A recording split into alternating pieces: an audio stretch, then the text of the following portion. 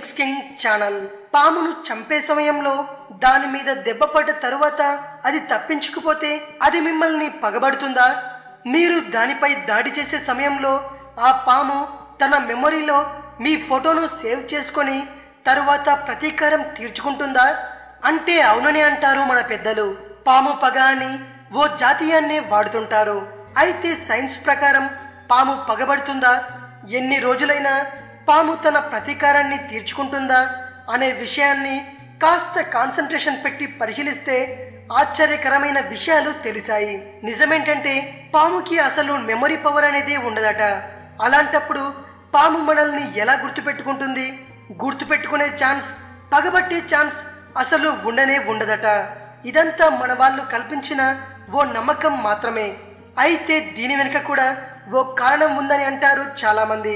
అప్పట్లో రైతులు పొలాల్లో తిరిగే సమయంలో కనపడిన పామును కనపడినట్టుగా చంపడం, తద్వారా ఎలుకలను తినే పాముల సంఖ్య తగ్గడం, ఎలుకలు విపరీతంగా పెరగడం, పంటలకు ఇంకా ఎక్కువగా నష్టం వాటిల్లడం, ఇలాంటి సంఘటనలు జరగడం వల్ల ముందస్తుగా పాములను చంపొద్దు, ఒకవేళ పాములను చంపేటప్పుడు అవి మన నుంచి తప్పించుకుంటే అవి పగబడతాయనే భయాన్ని క్రియేట్ చేశారట.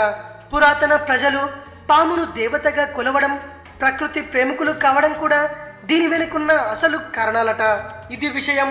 మరిన్ని ఇంట్రెస్టింగ్ వీడియోస్ కోసం రీమిక్స్ కింగ్ ఛానల్ని సబ్స్క్రైబ్ చేయండి. మరో వీడియోతో మీ ముందుకు వస్తాను. అంతవరకు సెలవు.